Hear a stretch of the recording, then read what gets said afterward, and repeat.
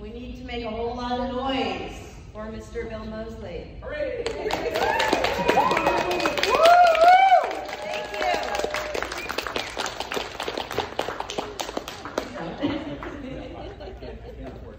I know, right? This took a tumble. Whoa. Hello. Hello. Hey everybody, how's it going? Hey, how are you? I'm good, thank you. Good to see you again, as always. Yeah. Yeah. So, Sunday, how has the con been? Has it been wonderful? The con has been great. Thank you guys for showing up. And yeah, always good to be back in Indiana. I love Overcast. And yesterday I was taking a ride in Butch Patrick's Monster Coach. And boy, it was like, I thought we were going to, the only thing missing was the fun cloud. Yeah. It's like wind, and things were blowing around, and the sky was dark, and it was like electrifying. Wow. Very exciting. Wow. Yeah, I'm from California, Southern California, where it's nothing but hot. Right. Yeah, no clouds in the sky. Born and raised in Bakersfield. All right. Live in Chicago now, but born and raised in Bakersfield. I grew up in outside of Chicago. Yeah, so, I know. Yeah. Barrington. Yeah, I was tired of the heat, so I ran away Yeah. to the cold and snow, and I love it. Yeah, oh, it's nice. Yeah, it's great up there. And the food. Yeah, so I'm glad to be back in an I state. Yes. Right? Iowa, Illinois, Indiana. Yeah. What else? Is there another I state? I don't think so. I don't think so. No, that's it. No, there you go. We're lucky. There you go. So I want to talk to you about your latest music, Bill and Phil. Wow. How's that going? That actually went well. That was actually about a couple years ago. And I did an EP, so that's 6 songs with Phil Anselmo of the band Pantera, et cetera, Scour, all kinds of different bands. Yeah, we did a, you know, it's so funny because I was bugging Phil. I've known him and we've been pals for a long time. And I kept bugging him saying, you know, we should get together and make some music. And which was hugely presumptuous on my part because, you know, I've had a band with Buckethead, the world's greatest guitar player, called Cornbugs. Yes. And I also have another band called Spider Mountain with Ronnie Sharon, twin brother of Gil Sharon, who's the drummer for, among others, Marilyn Manson. And so I put some music out, but asking Phil to, you know, let's get together, it's like asking Paul McCartney to play bass in your like garage band. It's like, oh yeah, right, sure, Phil. But you know, I bugged him one more time, and he said, well, look, I've got a couple of days. If you can get down here to Louisiana, you know, find your way to my house in the woods, maybe we can do something. So. Turned in some air miles, flew down to New Orleans, rented a car, drove over Lake Pontchartrain, and found Phil. And we put together, we did 6 songs in 3 days. Wow. And it sounds like, no, it sounds good. It sounds good. And again, it's called Bill and Phil, Songs of Darkness and Despair. My album title.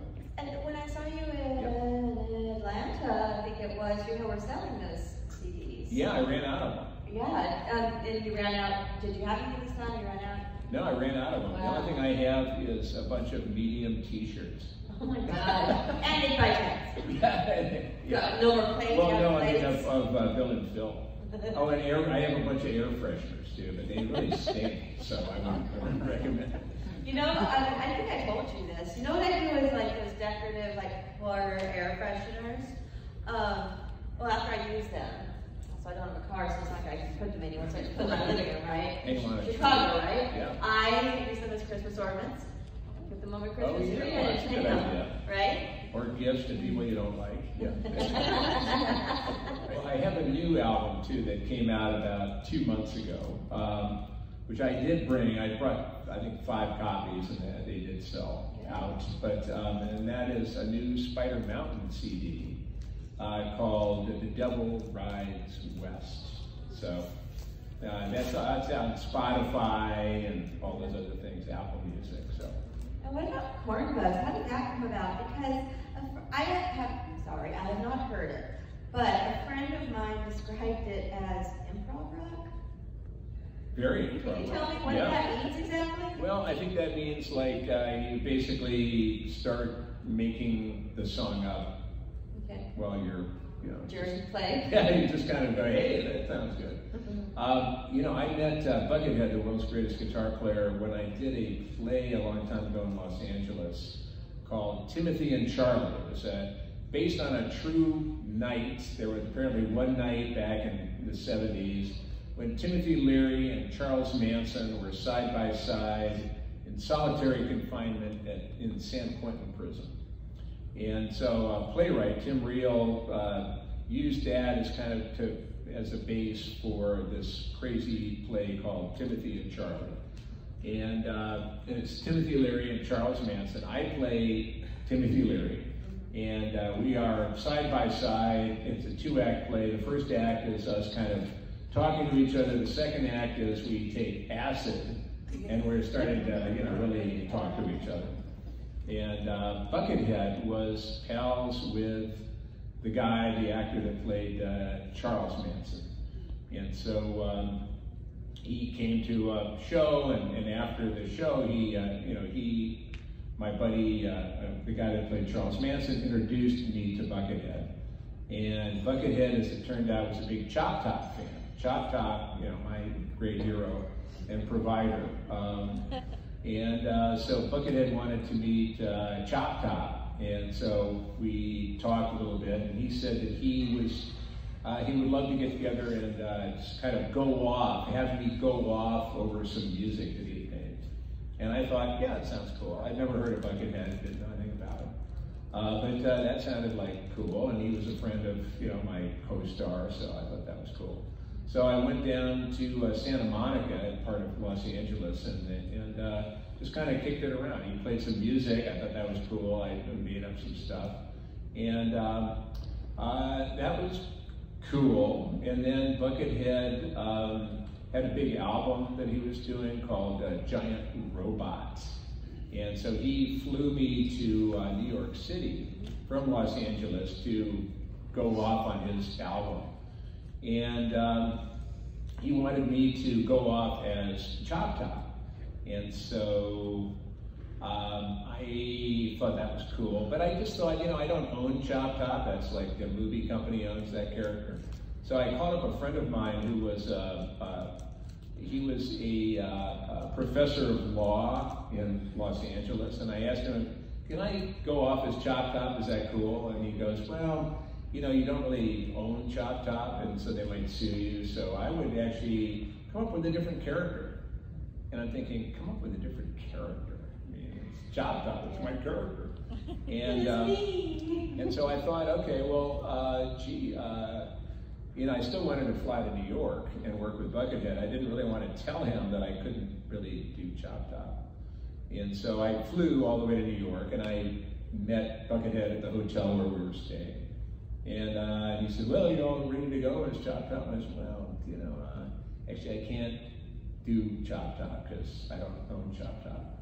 And Buckethead, his face literally fell. It was like, just this. And I thought, oh my God, there goes my rock and roll career. There it goes. And what I had done on the plane was I had tried to come up with a new character to replace Chop Top. And so I thought I would do like a scary scarecrow. And I thought scarecrow, so I came up with this character called Shoebird, like scarecrow, shoebird, and I was on a farm, and I imagined these little hands running around. I call them the ranch hands, and they were just like little disembodied hands skittering around, and I tried to sell that to Buckethead, and Buckethead didn't seem to be buying it. I said, yeah, scarecrow and shoebird and ranch hands, and he's still kind of bummed out.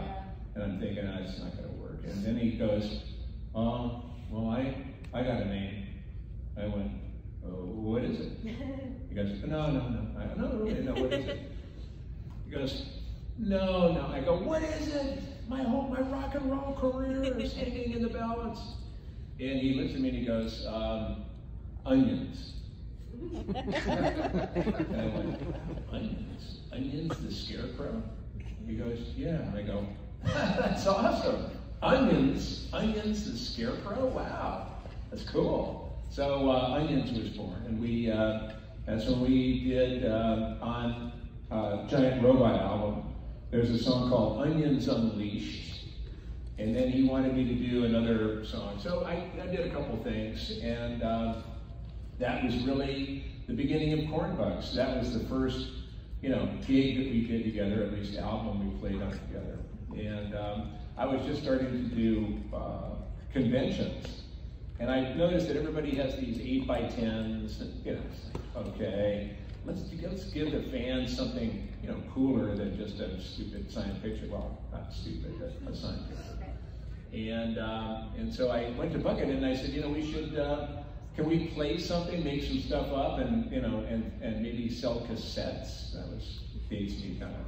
And so that's what we did. We made some stuff up, and I sold some cassettes, and that kind of evolved into Corn Bugs and CDs, and and here we are in 2022. Wow. It's a long-winded story. And we covered a lot of years, though. Yeah, exactly. Right? And we started pressing and went back. Yes. Right? Yeah. All right. Boomerang. Exactly. Any audience questions? I know you got some. You're all shy? Okay. So, how did you go about, I mean, Chop Top was kind of a crazy guy and everything, but Otis is just that prototypical killer. How did you go, I mean, you're one of the nicest guys I've ever met. How do you flick that switch, and then how do you turn it back off? I mean, going home or, just sitting around talking on set or whatever? Well, that's a good question. I mean, how do you get into the mind of a killer without necessarily, killing other people, which apparently is illegal. So actually, what I did was to, I think what you're asking is the transition between Chop Top and Otis. And I really was, Chop Top was my big character, and so I ended up clinging to Chop Top like a drowning man in a life preserver. Like, Chop Top's I'm Chop Top. And Rob wanted me to be Otis. And Rob, I give Rob Zombie so much credit for kind of prying my hands gently but firmly off Chop Top and kind of moving me over to Otis. And I think the best way to describe it is physically. So I will stand up and show you that Chop Top was kind of up in the shoulders. It was like, hey, lick my plate, all up here, kind of sketchy. And Otis was kind of all about the crotch, like, hey, fuck you, kind of like down here, and as opposed to up here. And I really thought of myself more as Chop Top, like a sketchy, kind of funny, crazy killer. I didn't really think of myself. I didn't see myself kind of as heroic as Otis. And thanks to Rob, he did see that and kind of slowly kind of led me to Otis. And playing Otis has been wonderful. It's been a lot of fun. I first played Otis in 2000 when we actually shot House of a Thousand Corpses. And it's so funny to then in 2019, 2005, I guess, was Devil's Rejects, and then 14 years later, now I'm doing Otis in Free from Hell. And it was pretty weird at first because how do you play a guy that you played Otis, but now it's 14 years later. Otis somehow managed to survive being shot 20 times by rifles. The Roseville Sheriff's Department, they are bad shots, but a couple of them hit. And then I've been in solitary confinement and, just horrible. So then how do what's happened to Otis after all this time? And it was so funny because the first day we shot Free from Hell, I had a little kind of a mini monologue to deliver from the back of a police van. And and I was still kind of, overthinking what I was supposed to be doing and trying to remember the lines and just really kind of in my head. And so, I was told action, and I started doing my thing, and then I flub a line, and and cut, okay, let's try it again, and action. Okay, I'm doing my thing, and then I flub a line again, cut, Bill, and it's like, yeah, just give me a sec here. And I remember sitting down, and this voice in my head said, Bill, get out of the way, I got this. Get out of the way, actor man. Yeah, man, it was Otis, it was Otis, the character just saying, we don't need the Hollywood actor going, what's my better side? Yes. What's that line again? That's not Otis. Yeah, just get out of the way, And it was a gentle but firm voice. Just get out of the way, I got it. And as soon as I got out of the way, things went great. And it was a lot of fun to play Otis again. Really enjoyed it. Although it's so funny, in Three from Hell, I feel like Uncle Otis. I'm always telling the kids, get in the car, okay, we gotta go, come on. It's like, no, she's not driving, it's like, so, but that's in the script, but. You kind of had that in Devil's Rejects too, right? Using the stuff for ice cream? Yeah, well, yeah, this was who you were. Yeah, exactly, I'm the control guy, I'm the dad, I guess, or something. Right, yeah. No ice cream in your fucking future. Exactly. Right. Yes, sir, in the green. So a couple months ago on Twitter, I know you had reached out and asked about puppet songs where, puppet in the title or puppets in the lyric. Is that for a project you're working on, or? No, actually, I didn't. I was responding to somebody that said that, that wanted a puppet. A song title with the word puppet in it. I didn't come up with that, but I did actually. There's a Cornbug song called "Hup, You Little Puppet." Oh, okay. So I can certainly refer you to that. But I do like Twitter. Thank you for bringing that up. I spent a little too much time on Twitter and Instagram and whatever that other one is, Facebook. I'm kind of just getting sucked into that, but I'm trying to. Anyway, to go to a 12-step program. Try to do it with us. But that was a great question. But not a great answer. Yes. Yeah, I was gonna say thanks for Facebook, or actually it's MySpace. You told me not to go to work, man. And if it wasn't for you, I wouldn't have found out about it, this whole thing. And that was back in, that was just a little after House of 1,000. Yeah. And you guys just came out with Devil's Rejects, but what I was gonna say was, I think it's funny that you're talking about the role of Otis and obviously Chop Top. I think what Rob saw, obviously too, and what I saw, being a big fan of the film since just a little kid, man. I think because of your attitude and who you were in the Texas Chainsaw series, obviously, gave him an idea, and which he kind of took my idea, just being a kid, like getting all the best actors that he ever loved from all of his films, right, and getting them together, and you already had Otis in you just didn't realize it. I did not. And it's crazy how they bled together and consolidated, and you owned it, and you still, like I said, they say you don't own Chop Top. Well, I'm sorry, you do own Chop Top. Like I said, that's what got it started, not just that, the Blob. Right. And Night of Living, the remake of Night of Living Dead, playing Johnny and stuff. That was just, well, that was also a gift from of Chop Top because I did Texas Chainsaw 2 and Thomas Savini, the king of splatter, was our special effects makeup guy. We became pals. And then when he got tabbed to do to direct the remake of Night of the Living Dead in 1990, I remember him writing me. Maybe did he call me or write me? This was pre-internet. Right. And communicated that he said, "Look, I'm doing Night of the Living Dead, and I want you to read the script and pick any character you want." So I got the script in the mail and I read it. And I picked the part of Harry, the bad guy in the basement, played by Tommy Tolles, the late Tommy Tolles. And I said, yeah, I want to play the guy in the basement. Now, the reason I wanted to play him was because he had more lines than any other character I would qualify for. And more lines meant more time, meant more money. So it was a money, yeah, it was like, I take the part that pays the most. Actor man. And, yeah. And I said that to Tom Savini, and he said, pick any part, just make sure it's Johnny. Who lasts about, a day or a day and a half. And it was so funny because I said, okay, and what I wanted to do was I wanted to get the Boris Karloff line, they're coming to get you, Barbara.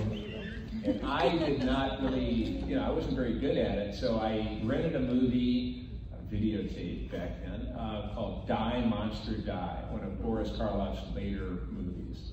And I just, kept playing it when he would speak, and that's how I learned how to say that. And in the movie, I get out of the car, my sister Barbara and I are, coming to visit our mother's grave in Evans City, Pennsylvania, and we get out of the car and I go, I'm going to get you, Barbara. And just go, stop it, Johnny. And then we had a long walk from the car to the gravestone, and there was nothing written there.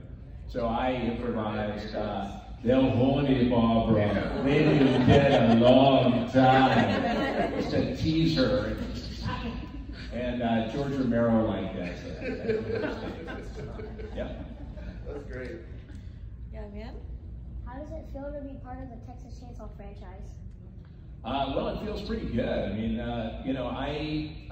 it freaked me out. I first saw the original Texas Chainsaw right after it came out, so probably 1975 or 6. I was in Boston. It was on the tail end of a double bill with Enter the Dragon.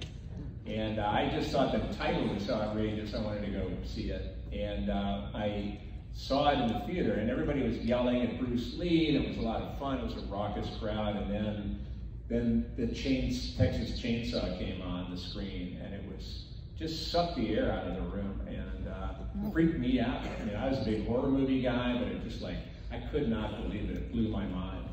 And it blew my mind so much that it really scared me about rural America. Instead of isn't that quaint, it's like, who's in the barbecue?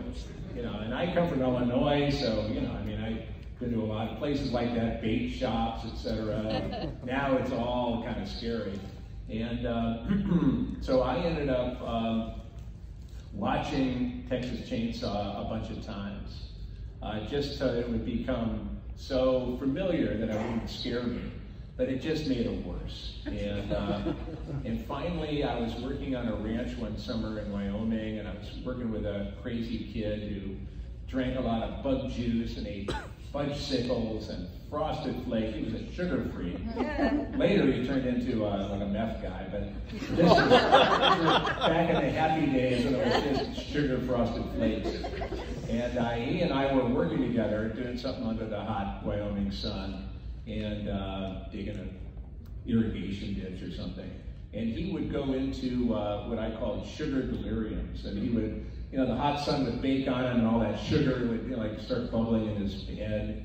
And he would just go into these he would go into voices, cartoon characters, songs, commercials, just this blather. And I would pretty much turn a deaf ear to it. And one day we were working, and he's going along, oh, Captain Crunch, Captain Crunch. And then all of a sudden he goes, Texas Chainsaw Manicure. And then back to Captain Crunch and more songs and crazy shit. But I heard that, I was like, Texas Chainsaw Manicure. And I went back to the bunkhouse, and I got out my notebook and wrote out a 5-minute scenario about a woman who goes to the beauty parlor, gets her hair done, it's under the dryer. Beautician says, do you want anything else? She goes, yeah, I think I'll have a manicure. And, out from the back comes Leatherface. And so I wrote this. I came back to New York where I was living. I gathered some friends, had about $500, and took over a beauty parlor one Sunday afternoon on Staten Island and shot the Texas Chainsaw Manicure. And what happened was that I gave myself the part of the hitchhiker from the original Chainsaw. And, wife goes in, so I play the guy in the truck at the very end. And it's 5 minutes, she goes in, she, gets her hair done, sits under a dryer, wants a manicure. The beautician calls to the back of the shop, manicure! And I hear the saw start up and this sliding steel door opens and out comes Leatherface with a smoking chainsaw. And she's like pinned under the hair dryer, and she's like looking up, and here comes Leatherface after her and starts sawing on her hands. You see her screaming, and she passes out from fright, and the beautician comes over and kind of slaps her cheek and wakes her up. And she's like, no. Oh. Fabulous, man. And then she goes out to the truck, and there's me as the hitchhiker with the wine mark and the whole deal. She goes, look, honey, I got the best manicure ever. And I go, hey, that's great, honey. Oh, we should celebrate with some head cheese. And I had gone out and bought a lump of head cheese. Not very dramatic looking, but if you know what's in it, it's like funky, man. And so I held that up. One take, I licked it. And you're like, never again. Never again. I never have since. But a friend of mine showed that to Toby Hooper, the director of the original Chainsaw. And because of that, based on that, Toby Hooper hired me to play Chop Top in Texas Chainsaw 2. So I've been Chop Top, and then in 2003 I did Chainsaw 3D, and I had a little cameo as the cook, the Jim Seadout character in that one. So I played two out of the three, not Leatherface, but so it's been really great. It's been given me a career, so I do like it. I really loved your scene everyone's scene in 3D. That house looked like a perfect replica. It was amazing. What was it like going back to that like feeling? And I know you didn't film it like the house, like from part one, but stepping into that, It was amazing. Because I played the cook, and they did make a replica house. We actually shot it in Bossier City, Louisiana. And we were on some kind of a military preserve, but they had completely built the house to scale. And I remember at one point I was lying on the floor. I was covered with blood and chicken feathers, very hot. Yeah. And I didn't want to move. They were moving the cameras because they had a new shot to set up. So I was just lying there, and people were kind of stepping over me, and I was lying at the bottom of the stairs, like looking up the stairs, knowing that up there was Grandma and Grandpa, and that I was in the chainsaw world. Right. And I remember just thinking, how cool it was. I just thought it was like an amazing feeling. Right. I was into it, yeah.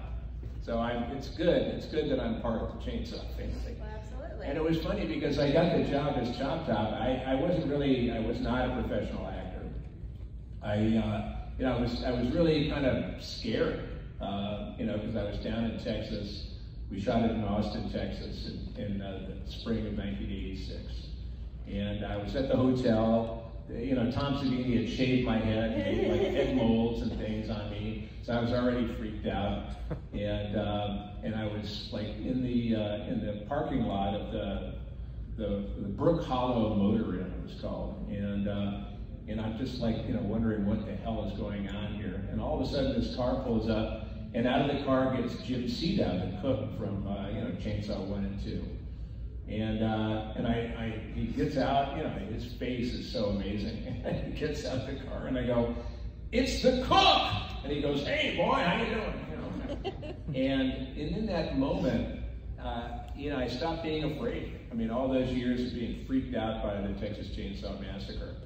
Like, I just, it was a welcoming smile on Jim's face, and in that moment I realized, I'm part of the family now. I don't have to be afraid. So, they say if you can't, can't beat them, join them, or whatever. And it was a wonderful experience. So, and then after that, it was just plain fun, playing Chop Top. Wow. Yeah. Anyone else? Ma'am? So, you worked with Toby Hooper and Rob Zombie. How's been the experience with working with both directors? Well, I love working with, that's a great question, you know, comparing Toby Hooper and Rob Zombie as directors. You know, certainly Toby, you know, was, you know, a god, you know, I loved working with him. He loved what I was doing with Chop Top, and the script was kind of not, it was incomplete, so there was a lot of room for improv. And so that really, I just really enjoyed that. I made up a lot of stuff. I made up Lick My Plate, et cetera, you know, and EXIT, that was kind of my Sesame Street, you know, nod, and there's a lot of crazy stuff, and Toby was into it. I remember one day we were shooting the scene in the radio station where I'm like banging on poor LG's head with a claw hammer. And it was a very hot set, it was very close. Those were back in the days of film and the camera and very bright and hot lights. And you know, here's Tom Savini right off the set pumping blood, and poor LG Lou Perryman is lying there, and each take we have to clean him up and then, you know, get ready, and then I'm banging on his head and more blood gets pumped out, spraying on his face. And we'd done I think we've done, God, at least 10 or 11 takes of it. The claw hammer that I had was actually made of foam rubber, and it had like a coat hanger wire inside it just to kind of give it some, you know, shape. And a bunch of the takes, you know, I would be banging away, oh, incoming mail, and just, you know, and then Toby would say, cut, and I go, you know, and I'd look, and the hammer would be bent over, you know, because, you know, and so that, you know, we couldn't use that. But anyway, we've done about 11 or 12 takes, and each time cleaning up LG, more blood for Tom Savini, you know, the whole deal, very hot. And finally, we've done one, and not. Some of the takes were okay. You know, not every time did the hammer bend. And so finally we're at, you know, take 12, and Toby goes, yeah, that was great. Let's just do one more. And I said to Toby, I was getting a little exasperated. I said, you know, Toby, am I doing something wrong? And he goes, oh, hell no, Bill, I'm just having fun watching you. And when you hear it, when a director says that, I mean, you know, that was like the greatest moment of my life. I'm just having fun watching you, you know, like, all right. So that was Toby. With Rob, Rob is, you know, he's good. He writes his own material, and so Rob knows, you know, Rob is, you know, very conscious about the words, so you better get them right. Rob is also, though, he's pretty, you know, he's collaborative to a degree, and if you have a better idea or something you wanted to add to the scene and it works, then Rob's down with it. But he's a little tighter than my experience with Toby. But both good directors, great directors, and you know, lots of fun to work with. Yeah, great. I thought I saw one over here. Did I? All right, give me this answer. Yeah, my question's about All American Massacre. Mm-hmm. Could you just tell me a little bit about that? Will we ever see any of the footage, or? Well, I don't know. We shot it 21 years ago, but there's always hope. Actually, I think it was more like 23 years ago. You know, All American Massacre was originally, Tony Hooper, Toby Hooper's son, was doing like a little backyard, like a little 10-minute video to show off his computer graphics skills, to try to get a job. And so he called me up and said, you know, would you do this? And I just thought, I'm trying to get, you know, paid work. But I said, yeah, okay, I'll give you a day on it. And it was kind of cool because it was basically Chop Top 10 years after Chainsaw 2, you know, I mean, story-wise. And I'd been in a mental penitentiary, and what I really liked was that my plate was a lot bigger because I'd been scratching it and it kind of exposed more of the plate. And then Chop Top has a flashback to before he took off for Vietnam.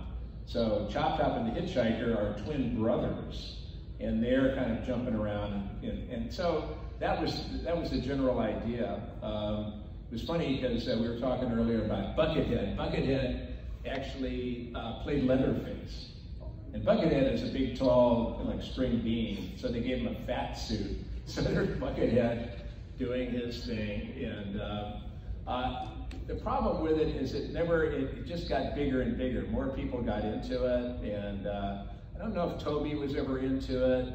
So I think there was also, Tony really didn't feel like that support. And I think also there was, of course, the question of, who's got the copyright and all that kind of stuff. So it never really, it never really went anywhere.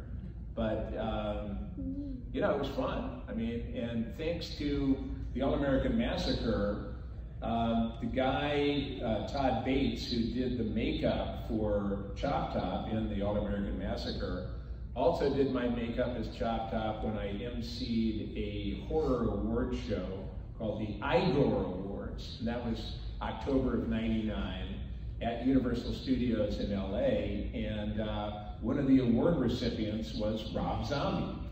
And so Rob came out, and I had done the whole MC thing as Chop Top, like a ratty tuxedo and my plate and everything. And Rob comes out, and he's freaked out because he told me later, he said, I was backstage, I was listening to you, and I was thinking, he's doing a decent Chop Top. And then he comes out, and it's like, holy shit, it's Chop Top. So, and then a month later, I got offered the part of Otis Driftwood. So thank you, Todd Bates. Thank you, All-American Massacre, and we'll probably never see it. And then right behind, Which character did you have the most fun? Well, I always have to say Chop Top. Just because Chop Top was such a, it's like your first love, I mean, that's really what it comes down to. You always remember that. And, Chop Top opened so many doors for me. And really it was the first time I realized that you could do this and make a living at it. I mean, wow, it's like running away to the circus and having them say you can stay. It was amazing. I come from a Republican railroad family in Illinois. This was not actually what they had in mind for me as a career, right.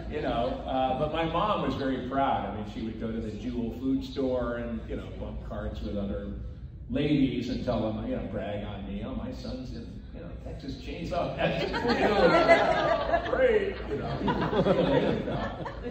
But she was very proud, and it's my dad. So it's funny how it worked out. But yeah. Sir. Yeah, so if Chop Top's kind of in the shoulders and Otis is kind of a little lower, where's Luigi? Luigi's all in the knife, man. Yeah. Luigi's right here. I carry my little knife right here.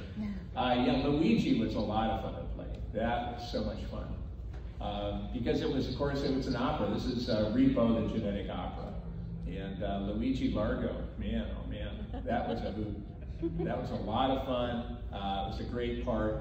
And also, it was a singing part, which was very fun. I remember talking to the director, Darren Bousman, and I knew him from conventions and different things.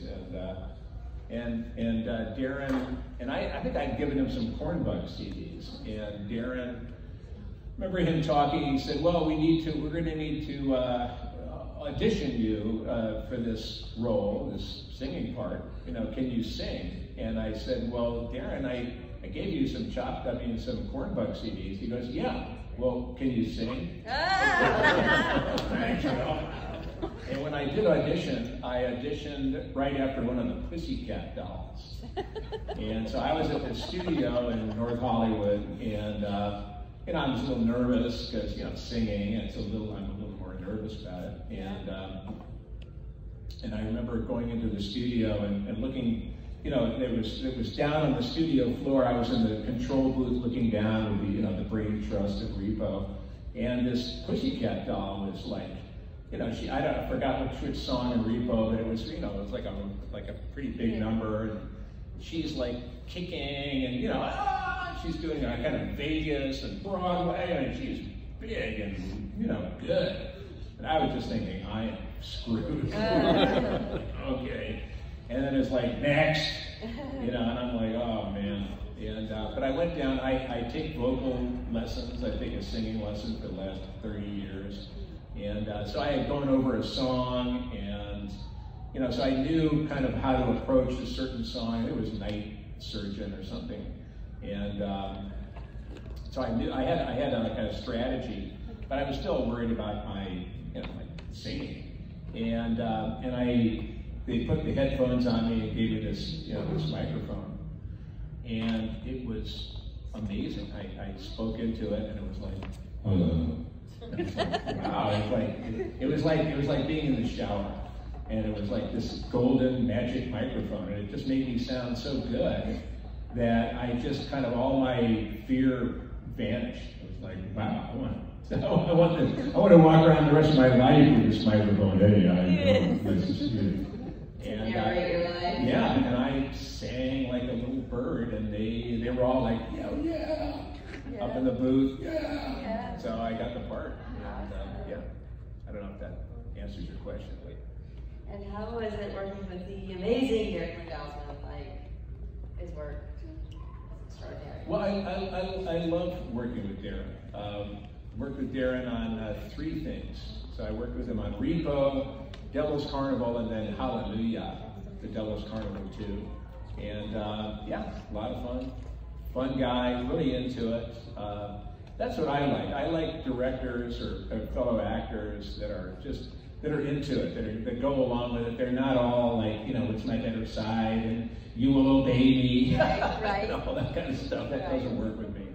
You know, as I say, I was raised by a Marine, so all that, you know, get down there and give me 10, maggot. You know, that kind of thing. It's like, that does not work. Right. So I like collaborative. I like, you know, people who are into it. Darren is like an excited child. Like when things work, he doesn't squeal. I mean, that's not. In here. Yeah, but he's like, oh wow. So that's the kind of person I like to work with. I do have one more rapid question before we let you go. Right. And that is, on our podcast, there's also more, when we start discussing our actors, we'll list some fun credits that an actor has been in. And, you know, a lot of times we have different credits. Like, ooh, gotta watch that. That's our homework for next week, so go and watch that. So I want to ask you, for homework, for me, for next time I meet you, and maybe your audience too, what is a piece of work that we might not know about that we can go and seek out, that you're like particularly proud of, and you want more people to watch, lesser known, and hopefully something that's available to find on streaming or DVD or something? I can think of 3 offhand. One is called Dead Air. Okay. I play Logan Bernhardt, a radio disc jockey, when there's a zombie outbreak. So that's fun. Dead Air. Another one is called Exit Humanity. Okay. I play kind of an evil Confederate general during a zombie outbreak, another zombie outbreak, this time during the Civil War.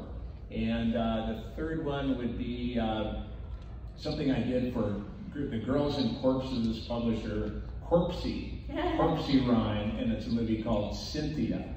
And Cynthia's more recent, a couple years ago, with Scott Taylor Compton and some other people, and I play Buttercup, a transgender street person.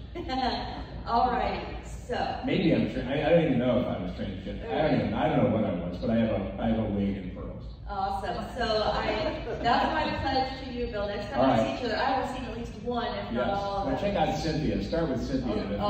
If you can make it past that, then that's all uphill. The rest is a bonus. Awesome. Well, Bill, thank you very much for